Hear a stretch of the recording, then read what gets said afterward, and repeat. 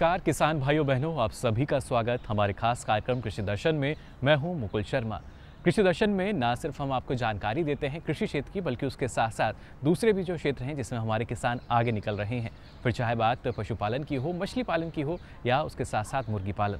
लेकिन हमारे देश का एक हिस्सा ऐसा भी है जहाँ पर बटेर पालन किया जा रहा है। आज के कार्यक्रम में हम मुख्य तौर से बात करेंगे बटेर पालन की, जो कि किसानों के लिए फायदेमंद साबित हो रहा है। लेकिन सबसे पहले आइए देखते हैं खबरें खेती की। NIOS का 28वां स्थापना दिवस समारोह संपन्न, सघन चारा पद्धति विकसित और साहिवाल नस्ल में गर्भधारण क्षमता पर नए प्रयोग, गुणवत्तापूर्ण वीर्य की सफलता। नमस्कार, खबरें खेती की में आप सभी का स्वागत है। मैं हूं आपके साथ अदिति शर्मा। अब खबरें विस्तार से। राष्ट्रीय मुक्त विद्यालय शिक्षा संस्थान स्कूल शिक्षा एवं साक्षरता विभाग मानव संसाधन विकास मंत्रालय भारत सरकार का एक स्वायत्त संगठन है। ये दूरस्थ शिक्षा के माध्यम से माध्यमिक, उच्चतर माध्यमिक और व्यावसायिक पाठ्यक्रमों के लिए शिक्षा के अवसर प्रदान करता है। NIOS का मिशन सबको, विशेषकर लड़कियों और महिलाओं, ग्रामीण युवाओं, कामकाजी पुरुषों और महिलाओं, अनुसूचित जाति और अनुसूचित जनजाति तथा दिव्यांग शिक्षार्थियों को शिक्षा प्रदान करना है। NIOS विश्व की सबसे बड़ी मुक्त विद्यालय शिक्षा प्रणाली है। पिछले दिनों नई दिल्ली में राष्ट्रीय मुक्त विद्यालय शिक्षा संस्थान यानी NIOS ने अपने 28वें स्थापना दिवस का आयोजन किया। इस समारोह के मुख्य अतिथि भारत सरकार के मानव संसाधन विकास मंत्री श्री प्रकाश जावड़ेकर रहे। इस अवसर पर NIOS के उच्च माध्यमिक स्तर पर तैयार किए गए योग के पाठ्यक्रम का विमोचन भी किया गया। समारोह के मुख्य अतिथि श्री प्रकाश जावड़ेकर जी ने विश्व के सबसे बड़े विद्यालय के रूप में कर रहे विशद कार्यों के लिए NIOS की सराहना की, जो ऐसे व्यक्तियों को शिक्षा प्रदान करता है जो शिक्षा प्राप्त नहीं कर पाए। साथ ही उन्होंने ये भी कहा कि NIOS द्वारा किए जा रहे प्रयासों और नवाचारों के ही कारण हमारे राष्ट्र प्रत्येक बच्चा शिक्षा प्राप्त करने, सशक्त होने और आर्थिक दृष्टि से आत्मनिर्भर बनने का सपना देख सकता है। इस अवसर पर NIOS के अध्यक्ष प्रोफेसर चंद्रभूषण शर्मा ने हमारे संवाददाता को इस समारोह के बारे में बताते हुए कहा, इस वर्ष दुनिया के सबसे अच्छे दूरस्थ शिक्षा संस्थान होने का श्रेय NIOS को मिला है। हमारी मंशा ये रहेगी कि आने वाले समय में हम उन सब विद्यार्थियों तक, उन सब शिक्षार्थियों तक पहुँचें जो पढ़ाई नहीं कर पाए। उसमें दिव्यांग भी हैं, उसमें ऐसे विद्यार्थी भी हैं जो स्कूल ड्रॉप आउट हैं, किसी कारण से पढ़ाई छोड़ दिए, काम करना पड़ा, तो उन तक हम पहुंच पाएँ। सेना के जवान जो देश की सेवा में चले जाते हैं और पढ़ाई नहीं चालू रख पाते हैं, उन तक पहुँचें। ITI के विद्यार्थी जो ITI में अपनी शिक्षा लेते हैं, उनको 10वीं और 12वीं के समकक्ष नहीं माना जाता था, उन तक शिक्षा पहुंचाएं। तो उन सभी लोगों तक जो किसी कारण से जो शिक्षा लेना चाहते थे नहीं ले पाए, उन तक पहुँचें। और जो लोग हुनर के क्षेत्र में, स्किल के क्षेत्र में अपना दक्षता बढ़ाना चाहते हैं, उन तक पहुँचे। प्रधानमंत्री जी चाहते हैं कि पूरा देश स्वावलंबी हो, अपने हाथ से काम करे और देश को समृद्ध करे। यही सपना हमारा भी है कि हम हर व्यक्ति तक, चाहे वो बच्चा है चाहे वयस्क है, उसको शिक्षा और हुनर दोनों पहुंचाएं। इस अवसर पर NIOS के मेधावी शिक्षार्थियों और NIOS अध्ययन केंद्रों के समन्वयकों को उनकी विशेष उपलब्धियों के लिए पुरस्कार भी दिए गए। NIOS के दिव्यांग शिक्षार्थियों द्वारा एक सांस्कृतिक कार्यक्रम भी प्रस्तुत किया गया।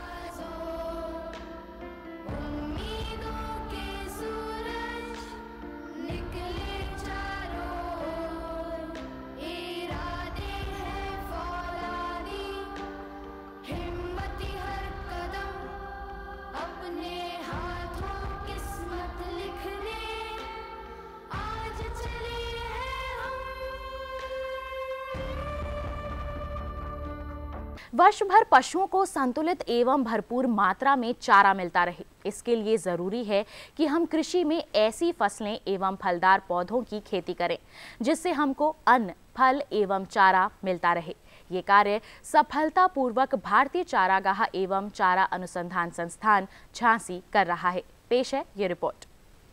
IGFRI यानी भारतीय चारागाह एवं चारा अनुसंधान संस्थान झांसी के वैज्ञानिक लगातार पशुओं के आहार को लेकर सघन चारा पद्धतियों पर अनुसंधान कर रहे हैं। सारे साल चारे की उपलब्धता बनी रहे, उन पद्धतियों के बारे में IGFRI के प्रधान वैज्ञानिक डॉक्टर पुरुषोत्तम शर्मा ने कहा। संस्थान द्वारा चारा उत्पादन की विभिन्न पद्धतियां विकसित की हुई है।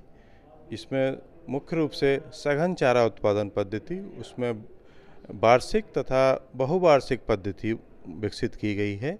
इसके द्वारा आप वर्ष पर हरा चारा आप पशुओं को दे सकते हो। इसमें बहुवर्षीय फसलों में मुख्य रूप से हाइब्रिड नेपियर, गिनी ग्रास के साथ में वार्षिक फसलों का चयन करके आप साल भर अपने पशुओं के लिए हरा चारा दे सकते हो। दूसरी पद्धति चारागाह विकास की है। चारागाह विकास आप कर सकते हो विशेष रूप से ऐसी भूमि जहाँ पर कि आप फसल उत्पादन नहीं ले रहे हो, वो चारागाह विकास के लिए यूज कर सकते हो। वन चारागाह एवं उद्यान चारागाह पद्धति में पेड़ों के साथ में ग्रास लगा के आप चारा उत्पादन कर सकते हो। ये सब की तकनीकी भारतीय चारागाह एवं चारा अनुसंधान संस्थान में उपलब्ध है, आप वहाँ पे संपर्क कर सकते हैं। गौवंश विकास की दिशा में केंद्र सरकार द्वारा विशेष कदम उठाए जा रहे हैं। इसी संदर्भ में गाय की साहीवाल नस्ल के सांडों के लेकर विशेष शोध कार्य किए गए हैं। पेश है शोध पर एक रिपोर्ट। देश में गौ अनुसंधान और नस्ल सुधार की दिशा में सरकार द्वारा विशेष और महत्वपूर्ण कदम उठाए जा रहे हैं। इसी श्रृंखला में गुरु अंगद देव पशु चिकित्सा एवं पशु विज्ञान विश्वविद्यालय द्वारा साहीवाल नस्ल को लेकर विशेष प्रजनक कार्य किए गए हैं। विश्वविद्यालय के काला झरनी फार्म में किए गए एक परीक्षण में ज्ञात हुआ कि शाही नस्ल के स्वस्थ सांडों के गुणवत्तापूर्ण वीर्य द्वारा जब गायों को गर्भधारण कराया गया तो सकल औसत गर्भधारण पर 37% तक पाई गई। इस तरह से बलिष्ठ और स्वस्थ संतति की आशा जगी है। खेती किसानी में मौसम की अहम भूमिका होती है, इसलिए किसान भाइयों आपके लिए ये जरूरी हो जाता है कि आप मौसम की पूर्व जानकारियों को जान लें व खेती से संबंधित कार्य शीघ्र कर लें। भारत मौसम विज्ञान विभाग के अनुसार अगले 72 घंटों के दौरान उत्तर प्रदेश में कुछ स्थानों पर घना कोहरा तथा 1 या 2 स्थानों पर घने से अति घना कोहरा छाने की अत्यधिक संभावना है। अगले 48 घंटों के दौरान बिहार में कुछ स्थानों पर घना कोहरा तथा 1 या 2 स्थानों पर घने से अति घना कोहरा और उसके बाद 28 से 30 दिसंबर को अनेक स्थानों पर घना कोहरा तथा 1 या 2 स्थानों पर घने से अति घना कोहरा छाने की अत्यधिक संभावना है। अगले 72 घंटों के दौरान असम और मेघालय, नागालैंड, मणिपुर, मिजोरम और त्रिपुरा में 1 या 2 स्थानों पर घना कोहरा छाने की अत्यधिक संभावना है। पंजाब, हरियाणा, चंडीगढ़ और दिल्ली, बिहार में 1 या 2 स्थानों पर घना कोहरा छाने की अत्यधिक संभावना है। खेती की खबरों में बस इतना ही। और अधिक रोचक और ज्ञानवर्धक जानकारियों के लिए आप देखते रहिए कृषि दर्शन। नमस्कार। ये लो और बताओ। बस। अरे ये क्या भैया जी, बस इतनी सी रासायनिक खाद? किसानी छोड़ रहे हो क्या? किसानी नहीं, नादानी छोड़ रहे हैं। मिट्टी की जांच कराई है। अब तो लालाजी जितनी जरूरत है उतने ही उर्वरक खेत में डालेंगे। हाँ, किसान भाई आज ही अपने जिले की नजदीकी भूमि परीक्षण प्रयोगशाला में मिट्टी की जांच जरूर करवाएं और मिट्टी में पोषक तत्व, नमी व पौधे के विकास को देखते हुए केवल जरूरत के अनुसार ही पोषक तत्व डालें। और हाँ, मिट्टी में गंधक, जस्ता, बोरोन जैसे सूक्ष्म पोषक तत्वों का पता लगाना भी न भूलें। उर्वरक और जैविक खाद के सही उपयोग से भूमि का उपजाऊपन बनाए रखें, उत्पादकता बढ़ाएं, खर्चा घटाएं और बहुमूल्य विदेशी मुद्रा बचाने में भी सहयोग दें। और हाँ, धीमी गति से नाइट्रोजन उपलब्ध कराने वाले उर्वरकों जैसे नीम लेपित यूरिया को प्राथमिकता दें और यूरिया का पत्तों पर छिड़काव करें। अरे वाह, तू तो सचमुच समझदार हो गया रे। अधिक जानकारी के लिए संपर्क करें जिला कृषि अधिकारी या किसान कॉल सेंटर। किसान भाइयों बहनों, मुर्गी पालन की अगर बात की जाती है, हमारे किसानों को इसमें काफ़ी फ़ायदा पहुंचता है।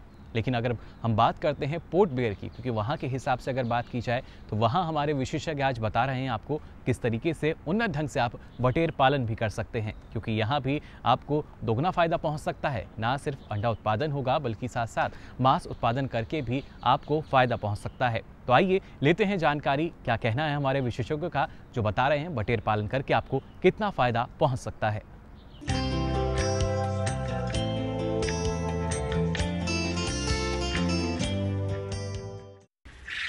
बटेर पालन यानी जापानी स्क्विल पालन। तो आज हम देखते हैं एक किसान कोयल फार्मिंग कितना सफलता से कर सकेंगे और इससे कितना उनको फ़ायदा होगा। अब देखिए इस शेड में आप जापानी स्क्विल देखते हैं, बहुत कम जगह पर बहुत ज़्यादा जापानी स्क्विल हम पाल सकते हैं। जापानी स्क्विल का आदमियों में अच्छा इम्पैक्ट रहता है। ये रिसर्च बता रहे हैं कि जापानी स्क्विल खाने पर जो छोटे बच्चों में प्राइमरी कॉम्प्लेक्स का प्रॉब्लम है, आस्थमा जैसा प्रॉब्लम है, उसके लिए बहुत काफ़ी लाभ पहुंचाता है। उसी तरह जो वयस्क आदमी है जिसमें ठंड का जो प्रकोप रहता है, या जो प्रेग्नेंट लेडीज़ है, या जो नर्सिंग मदर है, इनके लिए सब जापानी स्क्विल का जो खाना बहुत अच्छा माना जाता है।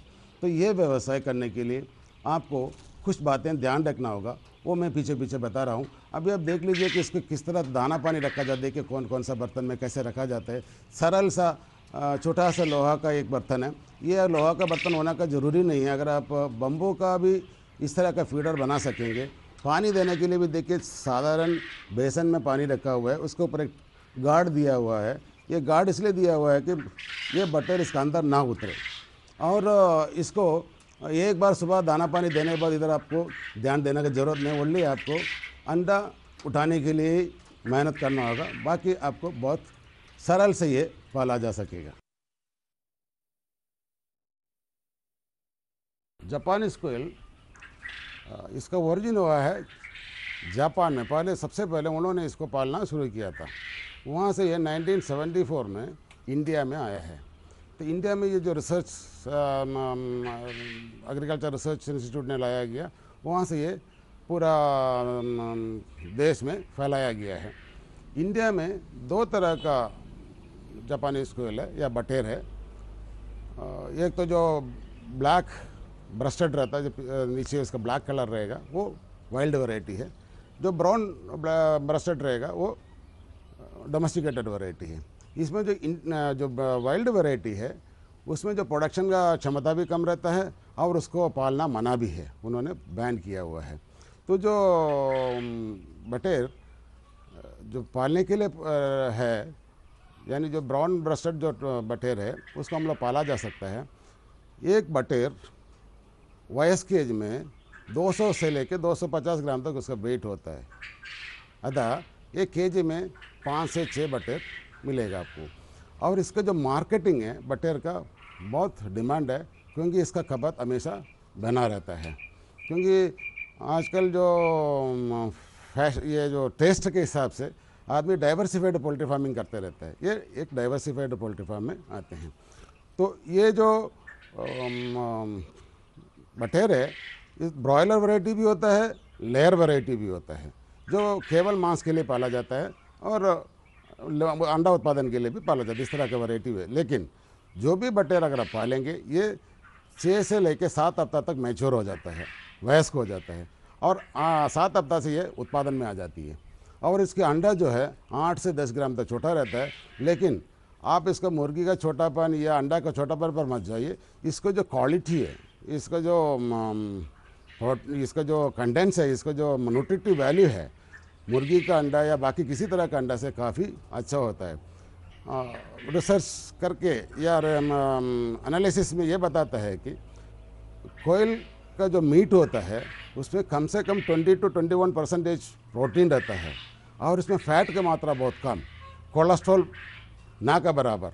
इसलिए इसका कंजम्पशन में किसी को जो कोलेस्ट्रॉल का डर है वो भी नहीं है। और इसका अंडा में भी इसका प्रोटीन जो है 12% तक रहता है।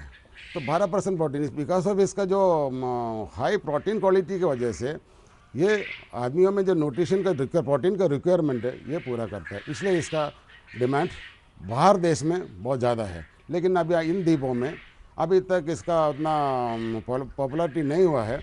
विभाग द्वारा ये कोशिश में है कि ये जो जापानी स्क्विल पूरे आइलैंड में फैलाया जाएगा। इसका जो चूजे हैं हमारा विभाग द्वारा दिया जाता है, एक चूजा का दाम 4 रुपये के हिसाब से हमारे सेंट्रल हैचरी में मिलते हैं, डोलीगंज में मिलते हैं, वहाँ से किसानों को बांटा जाता है। तो इसको पालने के लिए मुख्यतः ये देखना है कि कोई भी तरह का पशुपालन गतिविधि करने के लिए उनका पास ज़मीन का ज़रूरत पड़ती है। भले मुर्गी हो या जानवर हो, किसी भी तरह का पशुपालन गतिविधि करने के लिए उनको ज़मीन का ज़रूरत पड़ता है। ये जो कोयल पालन है, जिसका पास ज़मीन नहीं होता है, जो फ्लैट्स में रहते हैं, जो या आदमी शेयर अकोमोडेशन पे रहते हैं, वो भी ये कर सकते हैं। अभी देखिए ये छोटे से केज है, इसको हम यूज़ करके कम से कम 15 से 20 कोयल इसमें पाल सकते हैं।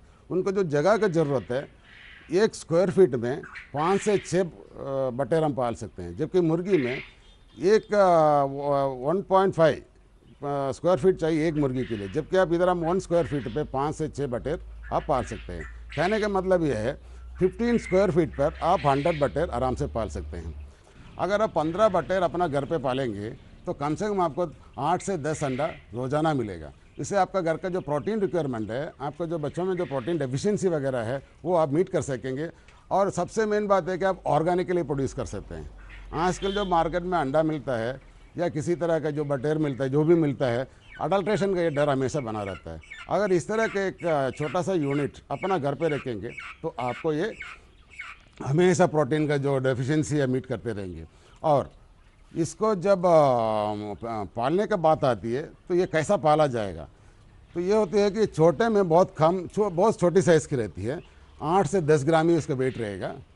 बटेर को हम घर के अंदर भी पाल सकते हैं या घर का बाहर भी पाल सकते हैं, क्योंकि ये बहुत स्मेल इस बाकी मुर्गी पालन या बतख पालन या ब्रॉयलर फार्मिंग से अलग है। इसमें स्मेल कम रहेगा। आप कहीं भी रखेंगे तो इसका जो लीटर होगा, इसको जो पैखाना वगैरह करेगा, नीचे प्लेबोर्ड रख के हम कवर करके डेली के डेली आप बिठा के आपका फुल पेड़ में डालेंगे, अब उसका खाद भी हो जाएगा और इसका डेफिकेशन भी डेली आप साफ कर सकेंगे। तो अगर घर के अंदर पालना चाहता है, जिस किसान के पास ज़मीन का अभाव है, वो घर के अंदर बटेर करना मांगता है, तो वो टायर टाइप कर सकते हैं। जैसे एक केज बनाया, उसमें अपने एक 500 कोयल रखे, उसके ऊपर और एक टायर कर दिया। इस तरह 2-3 टायर करके 3,000 से 4,000 कोयल तक अब छोटे से रूम के अंदर आप पाल पाएंगे। और रख रखाव के बारे में हम थोड़ा ध्यान देते हैं। अन्य मुर्गियों की तरह या बतख मुर्गी जो ब्रॉयलर है, जो लेयर है, उस तरह के मुर्गियों की तुलना में बीमारियाँ बहुत कम आती है। इसका मृत्यु दर थोड़ा फास्ट से लेकर दूसरा हफ्ता तक, पहला हफ्ता से लेकर दूसरा हफ्ता तक जो मृत्यु दर है, मैंने बोला था करंट का अभाव अगर रहेगा, जितना गर्मी उसको चाहिए उतना नहीं मिलने पर उसका मृत्यु दर होता। जब ये 2-3 हफ्ता हो जाती है तो इसका जो वेट होगा, जो मैंने बोला 8 से 10 ग्राम इसका चूजावस्था में वेट रहता है, इसका डबल हो जाती है। 5 हफ्ता तक ये एकदम ही मैच्योर हो जाता है, वयस्क हो जाता है। 7 हफ्ता में अंडा उत्पादन शुरू कर देता है। यह है इसका रख रखाव। तो रख रखाव के टाइम हमको ये ध्यान देना है कि हमेशा आपका शेड डस्ट फ्री होना चाहिए। ऐसा नहीं कि मकड़ी का जाल और ये डस्ट से पूरा शेड का जाली वगैरह भरा, ये कंडीशन में कुछ बीमारी आ सकता है। अन्यथा इसमें किसी तरह का वायरल बीमारी या बैक्टीरिया में जल्दी नहीं आते हैं। और मुर्गियों की तरह इसको बार बार वैक्सीनेशन वगैरह देने का भी ज़रूरत नहीं होती है। वह एक बार ये वयस्क हो जाते हैं, 8 हफ्ता क्रॉस कर लेती है, तो बहुत कम बीमारी देखा गया है। इसमें मृत्यु दर भी बहुत कम है। इसलिए आप इसको सक्सेसफुली एक व्यावसायिक तौर पर आप शुरू कर सकते हैं। और हम देखते हैं कि इनको जो खुराक वगैरह कैसा बनता है। अन्य मुर्गियों की जिस तरह खुराक बनाने के लिए हमें ज़रूरत है, मक्का का ज़रूरत है, soybean, groundnut cake, rice polish, mineral mixture, vitamin, ये मुर्गी दाना बनाने के लिए भी हमें ज़रूरत है। उसी तरह बटर में भी ये सारे इंग्रेडिएंट को मिला करके दाना बनाया जाता है। और इसका कंजम्पशन जो खपत है वो भी बहुत कम रहती है। ये ऑन एन एवरेज देखा जाएगा तो चूजावस्था से लेकर के अंडा दे के ख़त्म होने तक 8 kg तक के दाना खाएंगे। एक कोयल, एक बटेर 8 kg तक दाना खाएंगे। और इसका जो कंजम्पशन रेट रहेगा ऑन एन एवरेज 20 से 30 ग्राम तक रहेगा। तो ये दाना देते वक्त आपको ये ध्यान देना है कि सारे इंग्रेडिएंट इसमें मिलाया हुआ है कि नहीं। किसी तरह की कमी, किसी तरह की डेफिशिएंसी होने पर उत्पादन कम हो सकती है। किसी तरह की डेफिशिएंसी डिसीज़ का ये आदी हो जाएगी। अदरवाइज जो है किसी तरह का खास बीमारी नहीं होता है।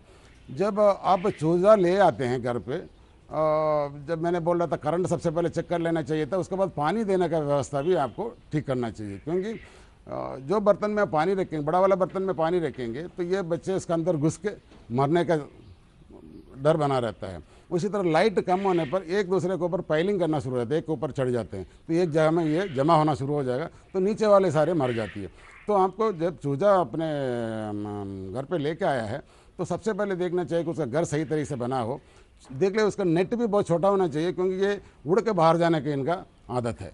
जब उसको बाहर जाने के रास्ता मिल जाएगी, ये उड़ के चला जाएगा, फिर आपको पकड़ भी नहीं आएगा। इसलिए उसका घर बनाते साथ देखना चाहिए कि अब ये जो केज में है बड़ा सा जाली लगा हुआ है, छोटा अवस्था में उसको जाली का साइज़ भी छोटा होना चाहिए।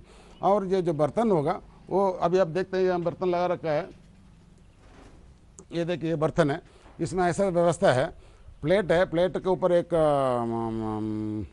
ट्यूबुलर स्ट्रक्चर दिया हुआ है, उसी में पानी डाला जाता है, उससे पानी नीचे उतर के आता है। अगर आपके पास ये व्यवस्था नहीं है, प्लेट में आप अमूल डब्बा में पानी भर करके नीचे होल करके पलटी करके रखने पर भी पानी उतरते रहेंगे। और प्लेट का जो डेप्थ होगा बहुत कम होना चाहिए, नहीं तो जैसे मैंने बोल रहा था उसमें कोयल बच्चा जाकर मर सकती है।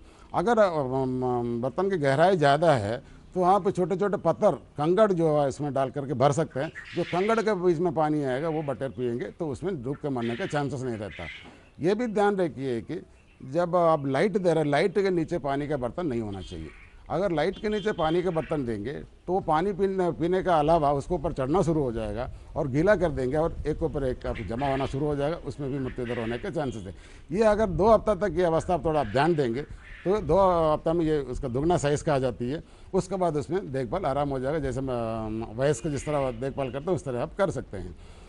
और इसका मार्केटिंग करते वक्त आप ये देखिएगा कि मतलब इसको बेचते वक्त मार्केट में डिमांड आप देख लीजिए, क्योंकि आप साइज़ को जैसे बोल रहे थे कि छोटा साइज़ है, छोटा साइज़ का डिमांड कम रहा, ऐसा नहीं है। इसका प्रोटीन का जो रिचनेस है उससे ज़्यादा प्रोटीन रहने की वजह से इसका डिमांड ज़्यादा है।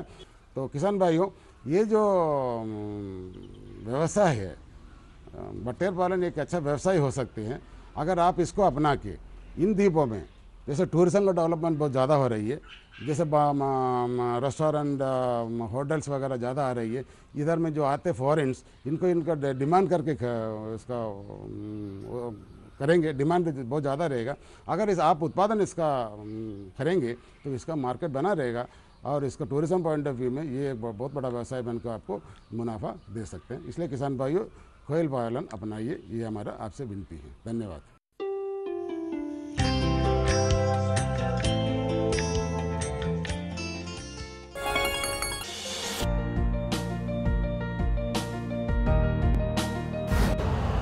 यूरिया का स्वदेशी उत्पादन 70 लाख टन बढ़ाने के लिए 6 उर्वरक संयंत्रों का उद्धार किया जा रहा है। FCIL के गोरखपुर, सिंदरी, तलचर और रामागुंडम संयंत्र, HFCL की बरौनी इकाई और BVFCL की नामरू फोर्थ। सोने पर सुहागा ये है कि देश में अब बनेगा सिर्फ नीम लेपित यूरिया, क्योंकि इससे होगा किसानों का फायदा ही फायदा। अनाज का उत्पादन 10% तक बढ़ेगा, बढ़ेगी 10 से 15% नाइट्रोजन क्षमता।